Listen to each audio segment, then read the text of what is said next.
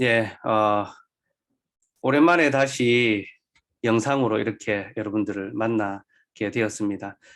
지난 이제 설대조 우리 명절 때 교회 코로나가 확산되면서 저희가 2주간 회집하지 못하고 줌으로 한 번은 이제 밴드로 하다가 중간에 방송 사고 나고 끊기고 우여곡절 끝에 이제 줌으로 넘어와서 예배를 계속 드렸고 또 한 주는 줌으로 계속 그렇게 중계를 했는데 다시 줌으로 중계 예배를 드려야 되는 상황을 맞으면서 지난 겨울이죠. 예, 올 초에 그런 기억들이 또 나면서 하나님 다시 우리에게 또 이런 또 어려움을 주십니까라는 그런 또 좀 고민도 되기도 하고 또 아쉬움이 또 들기도 했습니다. 그러나 또 이런 방법을 통해서라도 하나님을 예배할 수 있게 하심에 감사하며 또 오늘 말씀을 통해서 우리가 얼굴을 대면하여 만나지 못했지만 성령 안에서 소통하고 교제하고 또 말씀의 위로를 함께 얻을 수 있기를 소원합니다. 디모데전후서는 목회 서신입니다. 사도 바울은 에베소 교회의 목회자였던 디모데에게 편지를 함으로 하나님의 집인 교회를 어떻게 세워가야 하는지에 대한 교훈을 줍니다. 제가 예전에 이 부분 설교하면서 디모데전후서는 하나님의 집의 건축학개론이다. 그래서 교회를 바르게 잘 세우기 위해 필요한 방법이 뭔지를 이 말씀이 가르친다라고 말씀드렸는데요. 사도는 교회가 하나님의 집으로 잘 세워져 갈 수 있도록 세 가지 도구, 세 가지 방편을 제시합니다. 첫째는 바른 말씀이며, 둘째는 바른 기도며, 셋째는 바른 직분입니다. 곧 바른 말씀과 바른 기도와 바른 직분을 통하여 교회를 잘 건축해 갈 수 있는, 그 교회를 건축하는 도구가 말씀과 기도와 직분이다라는 거죠. 그래서 교회는 바른 말씀의 터 위에서 바른 기도와 또 바른 직분의 봉사를 통하여 건강하게 세워져 갑니다. 이것이 사도의 교훈인데요. 1장에서는 말씀의 중요성을 강조합니다. 바른 교훈이 얼마나 중요한가를 가르치고요. 2장에서는 기도에 대해서 강조합니다. 너희가 함께 기도하라. 그리고 3장에서는 직분을 강조합니다. 참된 직분이 무엇인지 또 그 직분을 통하여 어떤 봉사가 일어나야 되는지 가르쳐 줍니다. 그렇게 말씀과 기도와 직분을 통하여 교회가 어떻게 세워져 가는지를 보여주는 것이 디모데 전후서인데요. 저는 오늘 그중에 2장 기도에 관해서 살펴보려고 합니다. 말씀은 우리가 붙들어야 될 믿음의 내용입니다. 우리가 믿는다라고 할 때에 그 내용이 분명하게 있어야 되죠. 그죠? 그 내용이 뭐냐면 하나님의 말씀입니다. 우리는 하나님께서 말씀하신 것을 믿음으로 받고 붙들어야죠. 그렇게 우리가 말씀을 붙든다면요. 기도는 우리가 그 믿는 것을 실천하는 실천의 행위입니다. 그러니까 말씀은 우리가 붙들어야 될 믿음의 내용이고 기도는 우리가 행해야 될 믿음의 실천으로 이해하시면 됩니다. 칼빈 선생은 기도를 이렇게 정의했습니다. 기도는 신앙의 최상의 실천이며 우리는 이것을 통해 매일 하나님의 은혜를 받는다. 그러니까 우리가 믿는다라고 할 때 그 믿음이 어떻게 실천으로 드러나는가 할 때 그게 기도라는 겁니다. 그러니까 우리가 믿는다라고 하면서 기도하지 않는다면 사실은 믿음의 실천, 순종이 없다라는 거죠. 그리고 기도를 통해 우리는 매일 하나님의 은혜를 받는다, 공급받는다라고 합니다. 그러니까 우리가 눈을 뜨고 일어나서 건강하게 일과를 시작하고 아침을 먹고 가족들과 인사를 하고 또 내 일과 내 업무를 보내고 또 학업을 하고 이 모든 것들이 우연히 또 혹은 내 능력으로 되는 것이 아니라 하나님의 은혜로 말미암아 된다는 거죠. 그래서 우리는 매일 그것을 구하고 기도해야 되는 거죠. 하나님 오늘도 내게 주신 하루를 잘 견디게 하시고 일용할 양식을 주시고 내가 가족들과 함께 평안을 얻게 하시고 내 업무와 내 또 학업과 내 삶의 모든 자리에서 하나님의 은혜가 있기를 소원합니다. 만나는 모든 사람들과 평안을 다하시옵소서. 그렇게 기도해야 되고 그렇게 기도할 때에 우리는 매일 하나님의 은혜 가운데 살아갈 수 있다라고 그렇게 가르쳐 줍니다. 그러니까 이것은 여러분 기도해야지만 알 수 있는 내용이죠. 내가 정말로 그것을 믿고 기도할 때에 내게 일어나는 모든 일들이 하나님의 은혜라는 것을 우리는 체험하고 경험하게 됩니다. 그러니까 기도하지 않는다면요. 그것이 하나님의 은혜인 줄 모르고 거저되는 우연이 되는 것처럼 혹은 내 능력과 내 힘으로 되는 것처럼 착각하며 살아가게 되는 거죠. 어쨌든 칼빈은 기도를 매우 강조하고 혹자는 칼빈을 어떤 교리의 신학자라고, 어떤 지성의 신학자라고 부르는데요. 사실 칼빈은요, 성령의 신학자며 기도의 신학자라는 별명이 붙었습니다. 그는 깊이 기도하는 사람이었고, 날마다 성령의 은혜를 구하며 성령의 은혜가 아니고서는 아무것도 할 수 없는 자임을 고백했던 사람이 바로 칼빈입니다. 우리도 그의 어떤 모범 또 교훈을 본받아서 기도의 실천과 기도의 또 행함을 할 수 있는, 그래서 날마다 하나님의 은혜를 체험하고 경험할 수 있는, 체험하는 개혁파 그리스도인이 될 수 있으면 좋겠습니다. 어쨌든 기도는 우리 신앙의 핵심이며, 우리가 믿는다라고 할 때 우리에게 가장 먼저 나타나는 특징, 반응이 바로 기도입니다. 그래서 오늘 사도 바울 역시 우리에게 첫 번째로 기도를 권하고 있습니다. 본문 1절을 우리 다시 한번 볼까요? 1절 우리 같이 읽겠습니다. 시작. 그러므로 내가 첫째로 권하노니 모든 사람을 위하여 간구와 기도와 도구와 감사를 하되. 그럼 사도가 바른 복음에 대해서 교훈한 다음에 우리가 첫 번째로 권하는 것이 무엇입니까?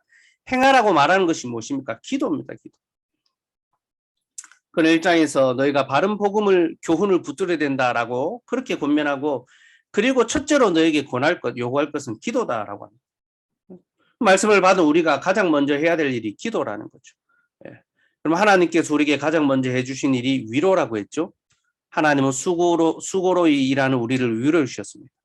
그래서 우리가 하나님께 가장 먼저 해야 될 일이 무엇입니까? 예배죠, 그죠? 하나님을 영화롭게 하고 그를 영원토록 즐거워하는 것이 우리의 가장 먼저 할 일입니다.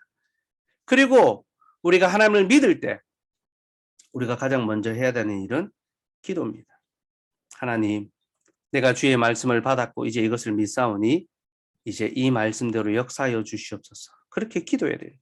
그래서 우리가 첫 번째로 신앙에 있어서 가져야 될 자세, 삶이 기도라는 것을 꼭 기억합시다. 첫 번째가 제대로 되지 않으면 두 번째, 세 번째는 아무리 잘해도 소용이 없습니다. 여러분, 옷 입을 때 첫 번째 단추 잘못 깨면은 두 번째, 세 번째 당연히 다 잘못되지 않습니까? 이상한 옷을 입게 되지 않습니까? 우리가 첫 번째 단추부터 바르게 잘 끼워서 기도할 수 있기를 소원합니다. 그러면 우리가 기도할 때에 누구를 위해서 기도해야 됩니까? 사도는 모든 사람을 위하여 기도하라라고 이야기합니다. 모든 사람. 너와 너의 가족만이 아니라 모든 사람을 위하여 기도하라. 여러분, 모든 사람을 위하여 기도하라라는 것이 기독교가 다른 일반 종교와의 다른 점입니다. 그럼 다른 세상의 종교는요, 기도를 자신을 위한 것으로 사용하게 합니다. 자신의 이익과 자기 가족의 안전을 위하여 자기의 신에 가서 기도하지 않습니까? 여러분 절에 가서 또 바위에 가서 기도하는 사람들 전부 다 자기가 잘 되게 해달라고 자기 가족을 위하여 그렇게 기도합니다. 그죠? 근데 기독교는요, 자신을 위하여 기도하는 것이 아니라 모든 사람을 위하여 기도하라라고 그렇게 요구합니다. 이것은 기독교 신앙이 지향하는 바가 무엇인지를 보여줍니다. 곧 기독교 신앙은요, 자기를 사랑하는 종교가 아니라 모든 사람을 사랑하는, 곧 이웃을 사랑하는 종교입니다. 그러니 우리가 모든 사람을 위하여 기도함으로 모든 사람을 사랑할 수 있기를 소원합니다. 특별히 사도는 모든 사람을 위해 기도하라고 하면서 2절에서 위정자들을 위해서 먼저 기도하라라고 가르칩니다. 2절 한번 볼까요? 2절 보면 임금들과 높은 지위에 있는 모든 사람을 위하여 하라. 너희가 모든 사람을 위하여 기도하되 특별히 임금들과 높은 지위에 있는 자들을 위하여 먼저 기도하라. 그렇게 이야기합니다. 우리가 이렇게 임금들과 높은 지위에 있는 자들을 위하여 기도해야 되는 이유는요, 2절 하반절에 나오는데요. 이는 우리가 모든 경건과 단정함으로 고요하고 평안한 생활을 하려 함이라. 곧 우리가 그들을 위하여 기도해야 하는 것은 그들을 통하여 우리가 모든 경건과 단정함과 고요하고 평안한 생활을 하기 위해서입니다. 우리가 고요하고 평안하고 단정한 생활을 하기 위해서 그들을 위해서 기도해야 되는 거죠. 여기서 경건이라는 말은 예배와 관련이 있습니다. 디모데전후서에서 경건은 항상 예배와 동의어로 그렇게 사용되고 있습니다. 그러니 모든 경건과 단정함이라는 것은 우리가 예배에 합당한 어떤 삶을 살 수 있도록 고요하고 평안한 생활을 소망해야 된다. 이제 그렇게 이해하시면 됩니다. 이 말은 우리가 하나님을 예배하기 위해서 필요한 것이 우리의 삶의 고요와 평안이라는 거죠. 우리의 삶이 고요하고 평안해야지만 하나님을 잘 예배할 수 있다라는 겁니다. 여러분, 전쟁이 벌어지거나 질병에 걸리거나 혹은 지진이나 재난 등과 같은 자연재해가 일어난다면 우리가 예배하기가 참 쉽지 않습니다. 그죠? 어려움을 겪게 되죠. 그죠? 지금 당장만 해도 우리가 코로나 때문에 정상적인 예배를 드리지 못하고 있습니다. 이렇게 우리의 삶은요, 항상 예배의 어떤 영향을 받게 되어 있고, 우리의 예배는 우리의 삶의 문제와 깊이 연결되어 있습니다. 그래서 우리는 우리의 삶이 평안해야지만 우리의 예배 역시 평안할 수 있다라는 것을 알아야 합니다. 그리고 우리의 예배가 방해받지 않도록 우리는 이 땅의 평안과 고요를 위하여 기도해야 합니다. 그게 우리의 고요와 평안을 위해 기도해야 되는, 특별히 위정자들을 위해서 기도해야 되는 이유입니다. 왜냐하면 하나님께서는 각 나라의 위정자들을 세우심으로 그들을 통해 세상의 질서를 바로잡아 가시기 때문입니다.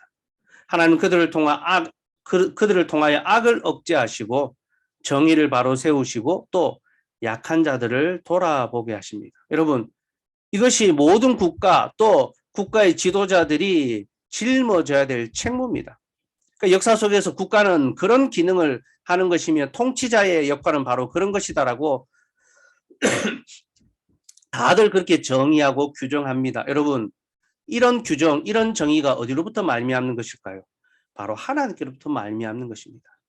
하나님께서 국가라는 제도를 통하여 세상의 질서를 바로잡기를 원하시고 또 통치자들을 통하여 약하고 가난하고 어려운 자들을 돌아보시기 원하십니다. 이것이 권세자를 세우신 이유입니다. 그러니 여러분, 권세자들이 자기의 권세를 임의대로 사용하지 않고 자기에게 맡겨진 그 국민들, 백성들을 위해 바르게 잘 사용하면 백성들의 삶이 고요하고 평온할 수 있겠죠. 그죠?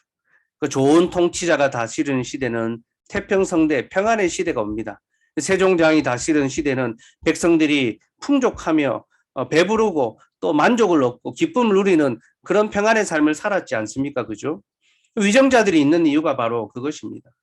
그래서 우리는 위정자들이 바로 그 일을 잘 수행함으로 우리의 삶에 고요와 평안을 줄 수 있도록 기도해야 되며 그 고요와 평안의 목적은 우리의 삶이 편안하기 위한 것이 아니라 우리가 하나님을 평안한 가운데 예배할 수 있도록 모든 어려움이나 어떤 위기로부터 벗어나서 자유롭고 기쁘고 평안하게 하나님을 예배할 수 있도록 그렇게 기도해야 되는 것입니다. 여러분, 우리나라가 민주주의 사회고 개인의 어떤 삶이 보장되어 있으니까 우리가 하나님을 예배하며 또 기쁘게 신앙생활을 할 수 있지 않습니까? 그죠? 그러니 우리는 이 사회 체제가 잘 유지되고 또 더욱 발전할 수 있도록 기도해야 되며 그것은 그저 이 땅의 번영과 어떤 이 성공을 위한 기도가 아니라 하나님이 영광 받으시고 하나님의 예배가 끊어지지 않기 위해서 하는 그런 기도가 되어야 합니다.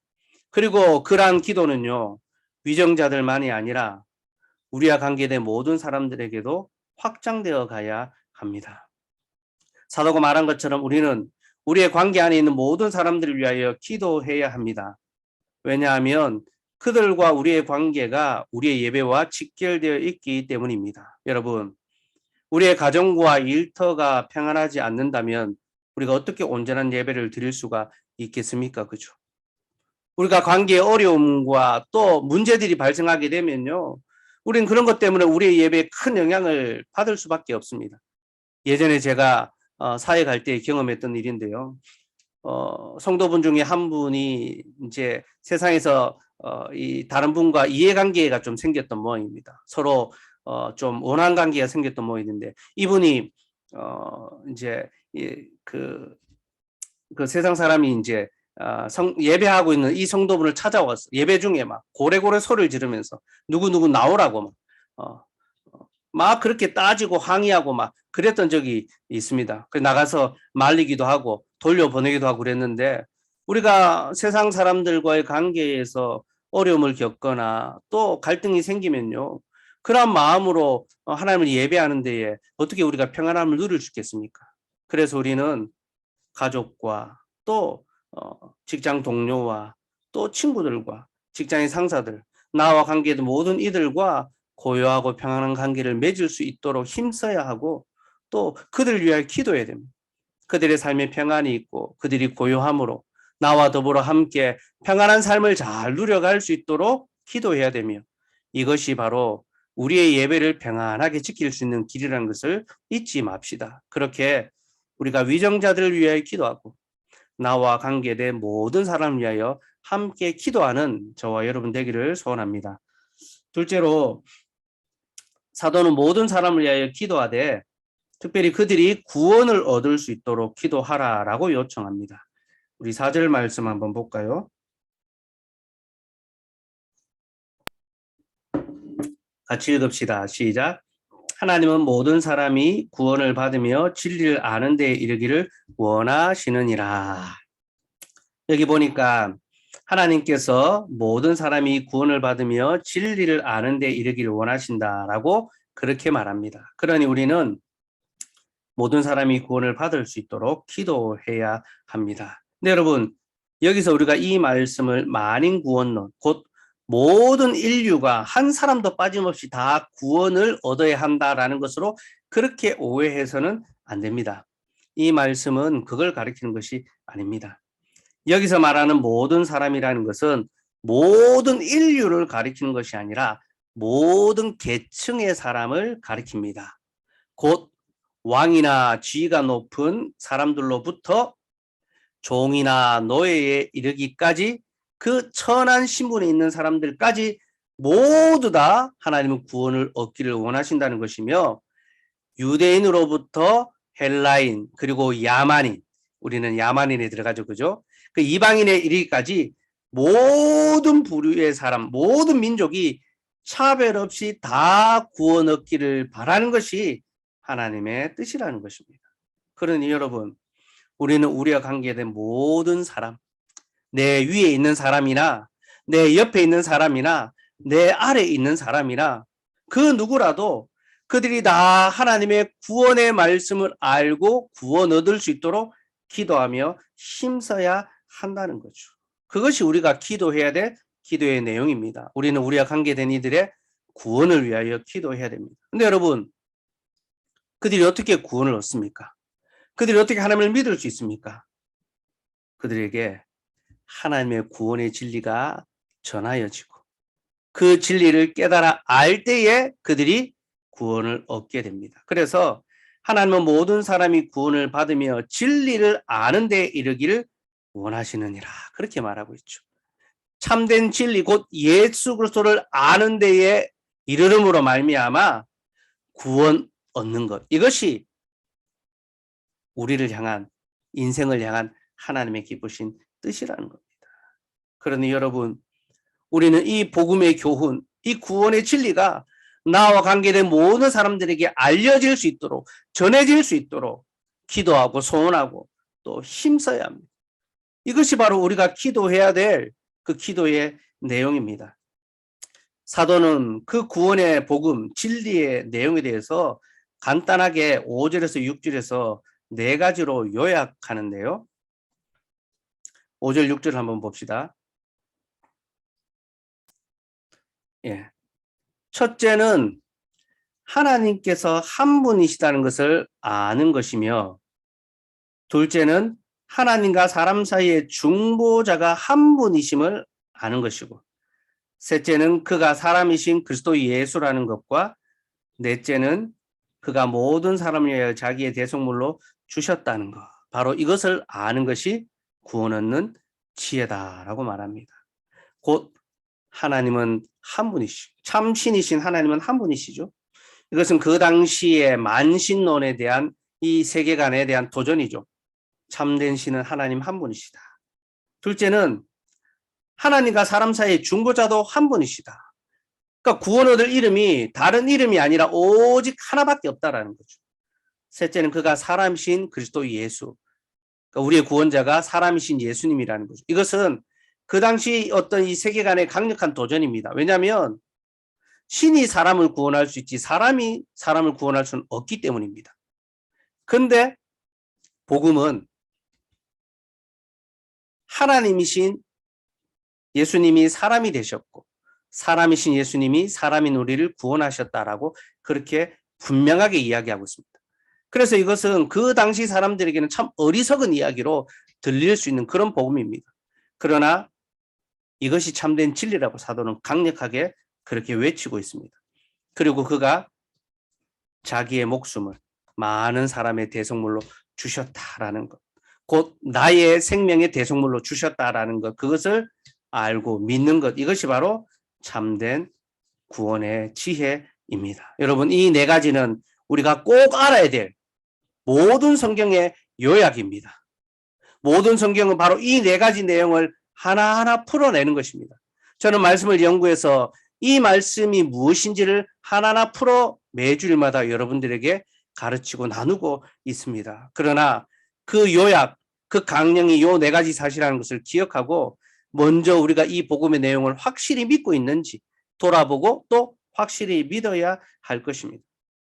그리고 이 복음의 내용이 잘 전파될 수 있도록 하나님의 복음이 가려지지 않냐고 이 시대의 가치, 어떤 과학이라는 어떤 논리라는 이 시대의 문화에 종속되지 않냐고 오히려 철학과 과학과 논리 위에 하기 위해 굳게 서서 하나님의 진리의 복음이 선포될 수 있도록 우리는 기도해야 하며 특별히 이 일에 부름받은 복음 사역자가 이 일을 담대히 잘 감당할 수 있도록 기도해야 됩니다.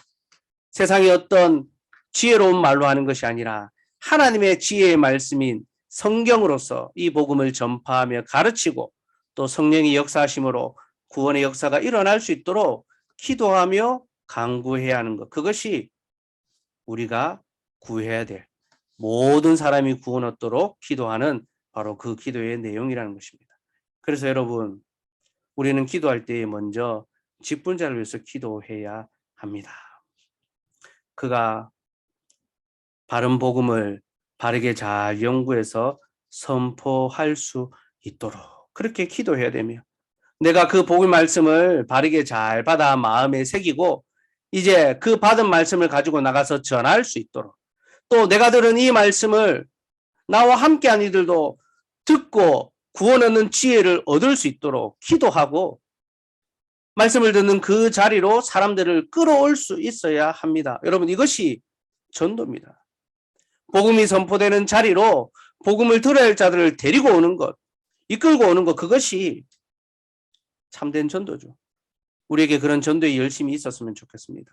우리만 그 지혜를 깨달아 아는 것에 멈추고 만족하는 것이 아니라 내가 알고 나를 자유케 하고 나를 만족하게 하고 나를 기쁘게 한 이 참된 복음을 나와 함께한 일도 함께 듣고 누릴 수 있게 하기 위하여 우리가 열심을 내고 기도하고 복음이 선포되는 그 자리로 우리의 이웃들을 데리고 올 수 있도록 초청할 수 있기를 소원합니다. 그리고 이 일을 감당하는 저를 위하여 깊이 기도해 주십시오.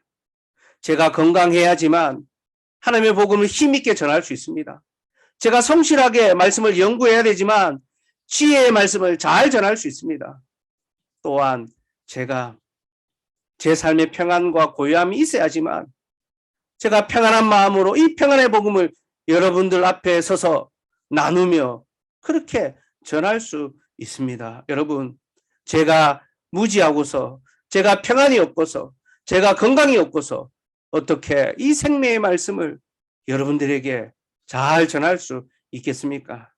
그러나 여러분, 복음을 위하여 기도하실 때 무엇보다 저를 위하여 기도해 주시고 저의 건강과 지혜와 삶의 평안을 위하여 기도해 주시기 바랍니다. 그러면 저도 여러분들의 구원과 자람과 평안을 위하여 기도할 것입니다. 여러분, 오늘 사도가 모든 사람을 위하여 기도하라라고 그렇게 권면하는데요. 그가 기도하라고 요청하는 첫 번째 대상은 일반 성도들이 아니라 디모데입니다. 디모데 전후서는 목회 서신이라고 했죠.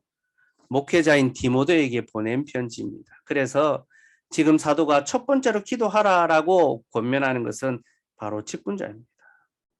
그리고 그 직분자가 모든 성도의 평안을 위하여, 고요함을 위하여 기도할 때에 그들의 삶이 평안하며 하나님을 향하여 평안한 예배를 드릴 수 있다라는 것. 이것이 바로 사도의 교훈입니다.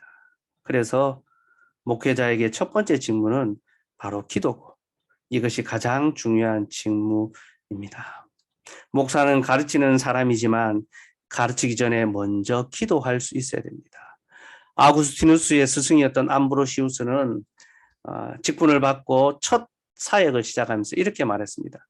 저는 배우기 전에 먼저 가르치게 되었습니다. 그러므로 배우면서 가르치겠습니다.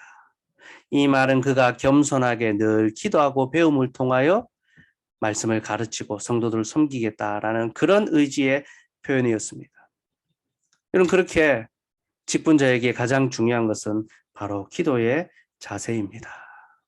우리 교단 헌법에서도 목사의 직무를 8가지로 제시하는데요. 그 중에 첫 번째가 기도입니다. 기도.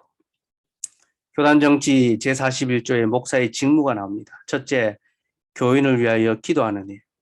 둘째, 하나님의 말씀을 봉독하고 설교하는 일. 셋째, 찬송을 지도하는 일. 넷째, 성례를 거행하는 일. 다섯째, 하나님의 사자로 축복하는 일. 여섯째, 교인을 교육하는 일. 일곱째, 교인을 신방하는 일. 여덟째, 장로와 협력하여 치리권을 행사하는 일.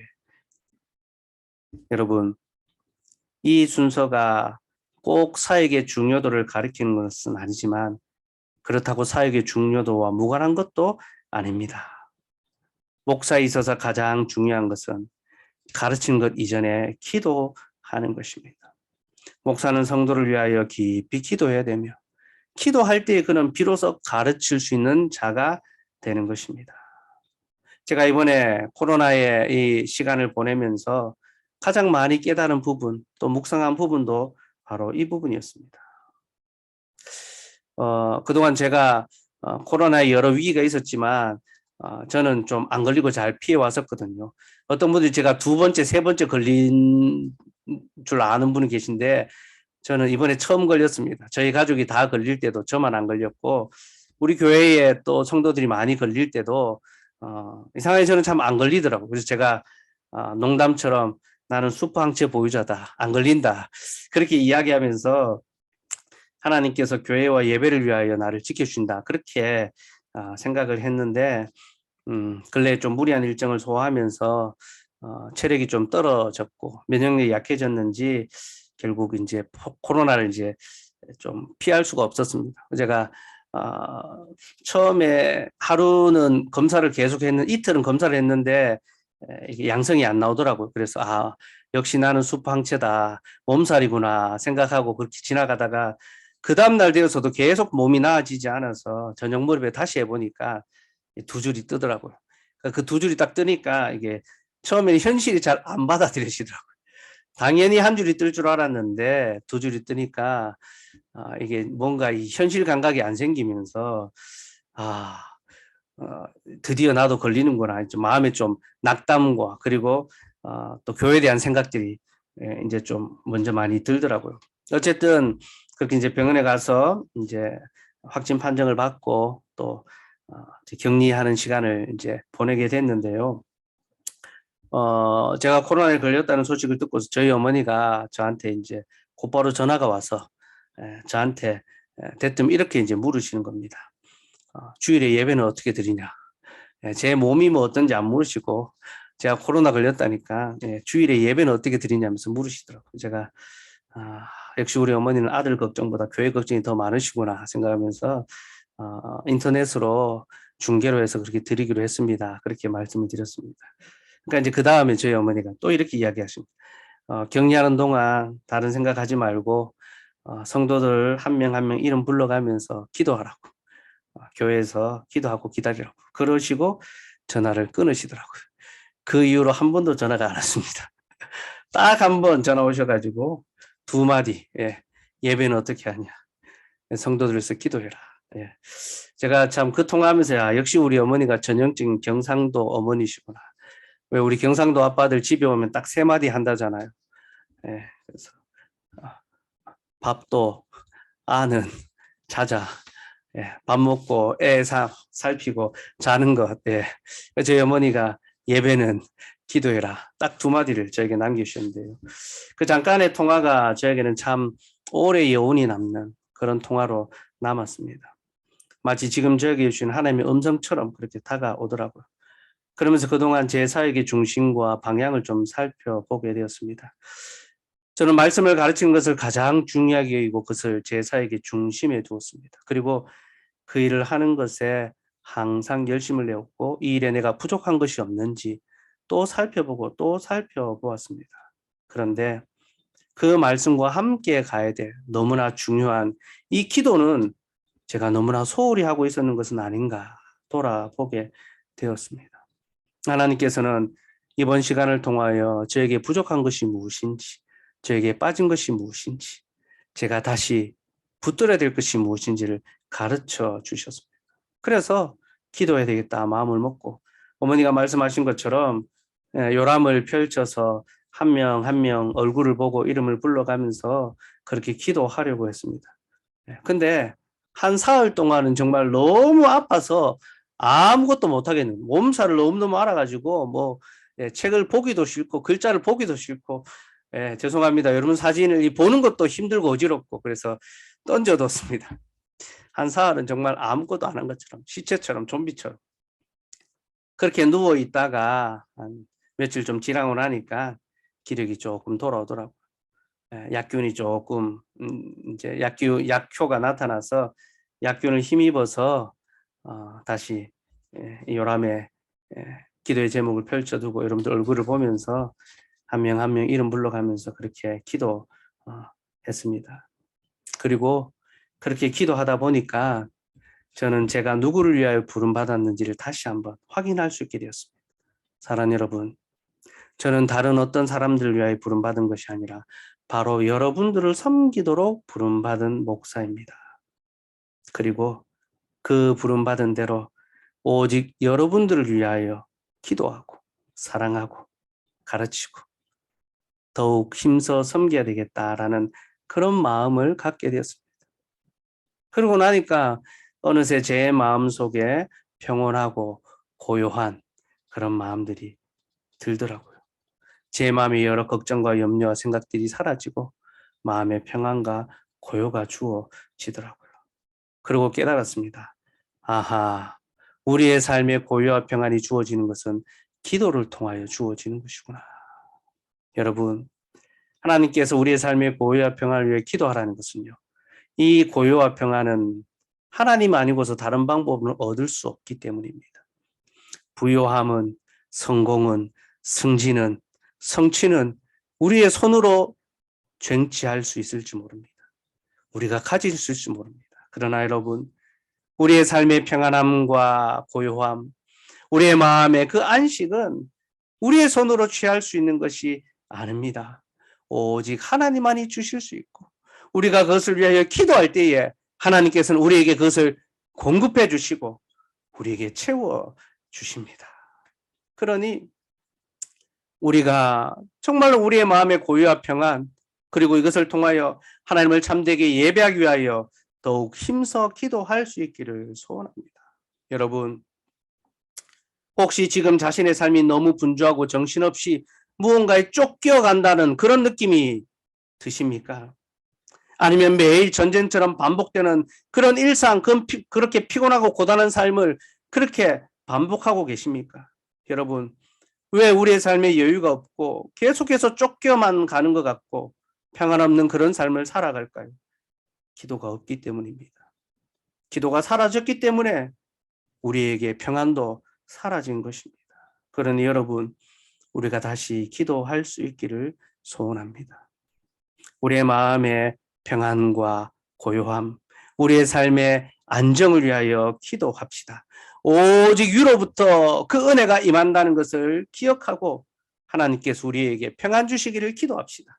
이것을 위해 기도할 때에 먼저 위종자들을 위하여 기도합시다. 위정자들이 자신의 직무를 잘 수행함으로 우리의 삶의 질서가 깨어지지 아니하고 평안하고 안전할 수 있도록, 그래서 하나님을 예배할 수 있도록 기도하고 우리가 살아가면서 관계에 맺는 모든 이들을 위하여 또한 기도합시다. 그들과 바르고 좋은 관계, 평안한 관계를 맺음으로 우리가 그들로 인하여서 예배의 방해가 아니라 도리어 도움을 얻을 수 있도록 기도합시다. 또한 내가 받아 누린 이 평안의 복음을 그들도 함께 받아 누릴 수 있도록, 이것이 주님이 기뻐하시는 원하시는 뜻이니 우리가 이 복음이 전파될 수 있도록, 또 계속 선포될 수 있도록 말씀의 직분자가 건강하게 지혜롭게 성실하게 평안하게 이 말씀을 잘 연구하며 가르칠 수 있도록 기도해 주시고, 또 우리가 들은 그 말씀을 함께 나누며 복된 복음이 선포되는 그 자리에 우리의 이웃들을 초대하고 초청하고 불러들일 수 있는 그런 삶을 살아갈 수 있도록 기도합시다. 그렇게 기도할 때 주께서 반드시 우리의 삶에 평안을 주시고 위로를 주시고 또한 예배를 계속되도록 허락해 주실 것입니다. 우리 그렇게 첫째로 기도함으로, 첫째로 예배하고 우리의 삶에 평안과 기쁨 넘쳐날 수 있는 그런 저와 여러분 되기를 간절히 소원합니다. 하나님, 첫째로 기도하라